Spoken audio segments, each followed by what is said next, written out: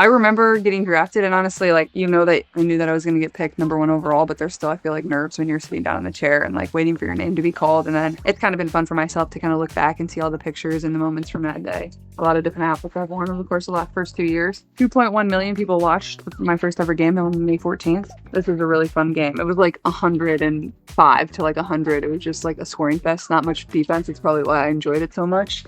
I hope my fans can like feel like they've been a part of my journey, because they certainly have, and I feel like this kind of shows them how they have been intertwined in it and how fun it's been over the course of the last few years. A lot of these moments I got to share with all of them, so it makes it really special, and now we kind of have that book to be able to remember it. Look at some cards in this thing.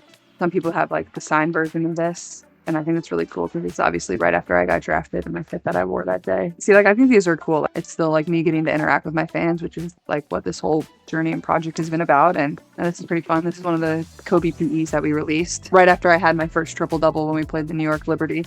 So it was pretty cool. Honestly, like, I think that what makes this so cool is, way more than basketball. Like, it's not just basketball. It's every part of my life that fans are able to connect with and have connected with over the course of my, not only 2 years in the WNBA, but even some moments I've had from college and getting drafted. I mean, I feel like there's never been anything like this before. I think it's super unique, super special. I think it's just so many different cool moments that we can share in together. All right, let's lock in here for a second. Caitlin Clark sits down with the book in her hands, and for a moment, everything goes quiet. Not the kind of quiet you hear before tip-off, not the tense silence of a packed arena waiting for the whistle. This is a different kind of quiet. The kind that happens when someone pauses long enough to look back at everything that brought them to this point. She rests the book on the table and slowly flips it open, like she's stepping into pieces of her own past. Her eyes scan the first few pages, and she smiles softly. "This is really cool," she says. And the way she says it makes it clear this isn't just another promotional moment or brand collaboration. This feels personal. Because what she's holding isn't just a book. It's her story. A snapshot of everything that's happened over the past few years. The rise, the pressure, the milestones, the chaos, the celebrations. From packed college arenas to professional spotlights, from tunnel walks to red carpets. Every chapter captured, every moment frozen. She flips another page and pauses as something catches her attention. "I remember getting drafted," she says, a tiny smile in tone, the memory immediately bringing a small grin to her face. "And honestly, I knew I was going to get picked number 1 overall."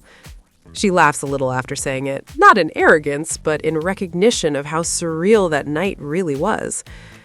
But there's still nerves when you're sitting there waiting for your name to be called. Anyone who watched that moment remembers it.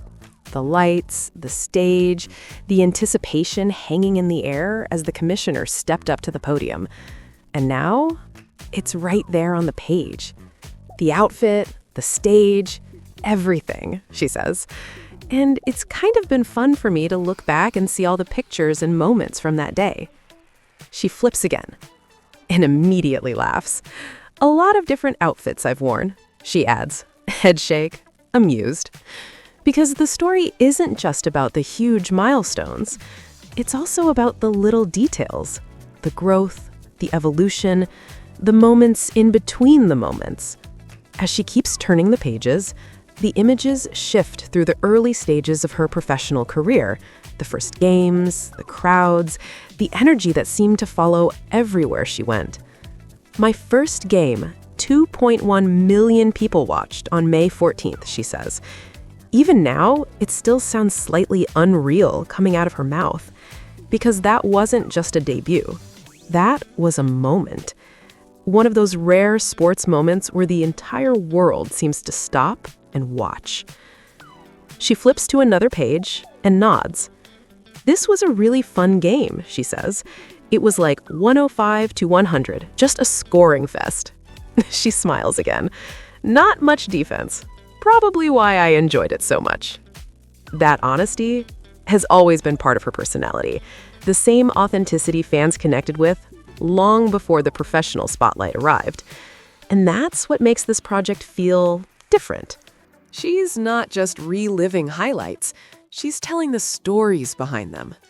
I hope my fans can feel like they've been a part of my journey, she says, because they definitely have. And when she says that, it lingers for a second, because it's true. Every sold-out arena, every jersey in the crowd, every viral highlight shared across social media, those moments didn't happen in isolation. A lot of these moments I got to share with all of them, she continues, so it makes it really special. She gently closes the book for a second, then opens it again, like she's not quite ready to let the memories go. But then, a little shift, her energy shifts again, a little more playful this time. All right, let's get some cards in this thing. Now she's opening the collectible packs that come with the project, trading cards carefully stacked inside, each one representing another moment in the journey. There are 32 cards included, part of a larger 100-card collectible set. Some rare, some signed, some tied to specific memories. She picks one up and smiles. Some people have the signed version of this, she explains, and it's from right after I got drafted with the outfit I wore that day. She holds it up proudly. I think these are really cool. And you can tell she actually means it, because every piece of it connects her back to the journey, while also connecting her forward to the fans who followed every step of it. It's still like me getting to interact with my fans, she says. She grabs another card and laughs again. This one's pretty fun. It's from the Kobe PEs we released right after my first triple-double against New York. That was pretty cool. And that's really the heart of the entire project. Every page, every card, every image. It's tied to a real moment, a real feeling, a real memory. And as she flips through the final pages, she sums it up in a way only she really can. Honestly, what makes this so cool is that it's way more than basketball. It's not just basketball. It's every part of my life that fans have been able to connect with and be part of along the way. All right, now let's shift to another big moment surrounding Caitlin Clark, and this one is already getting people talking about in USA. The 25th anniversary McDonald's All-American Starting Five list dropped, and let's just say it's the kind of ranking that was never going to stay quiet for long. The moment people saw it, the reactions started rolling in, because lists like this, they always spark debate. And this one is no different. What makes it even more interesting is that Caitlin Clark's name is right there in the conversation. Some people love it, some people immediately question it, and others are already preparing their social media threads explaining why she should or shouldn't be included.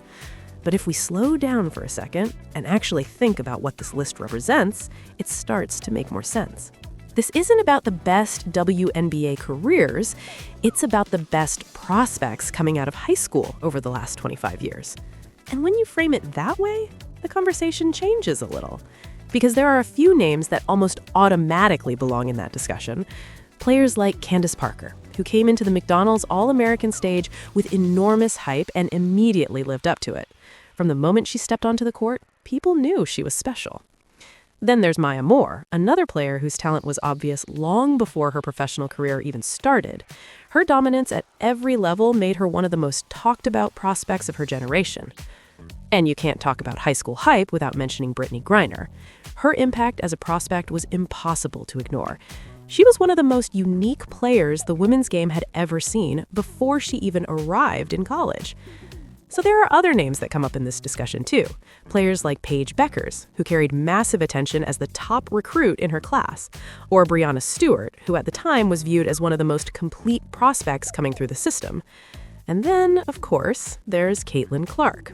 Now here's where things get interesting, because while Clark didn't come out of high school with quite the same #1 recruit label as some of those other players, but of course, rankings like this never stay simple. Because the second a list appears online, the internet does what the internet always does. It debates, it argues, and sometimes it completely loses its mind. The funny part is, this ranking came from one person's opinion, just one perspective looking back at the last quarter century of talent. But the moment Caitlin Clark's name shows up anywhere near the top of a list, it instantly becomes a huge conversation. It happens almost every time. And honestly, that might say something about her impact more than anything else. Because whether people agree or disagree with where she belongs, the reality is she's now part of the discussion whenever the greatest prospects or players are mentioned. And that alone tells you how big her presence has become in the sport. At the end of the day, lists like this are always subjective. Some fans will think Clark absolutely deserves to be there. Others will argue for different names. But the bigger picture is actually pretty exciting. Women's basketball talent is growing fast. Every new recruiting class seems stronger than the last. Every few years, another wave of young players enters the game with even more skill, more range, and more confidence. Which means the next 10 years could bring an entirely new generation of stars. But for now, seeing names like Clark, Parker, Moore connected in the same conversation is pretty cool. Because those players represent different eras of greatness in the sport. And if nothing else, it shows just how far women's basketball has come, and how much bigger the future might still be. So now the question shifts to the fans. Do you think Caitlin Clark deserves to be part of that 25-year McDonald's All-American starting five conversation? Or would your list look a little different? Tell me what you think. Don't forget, like and subscribe.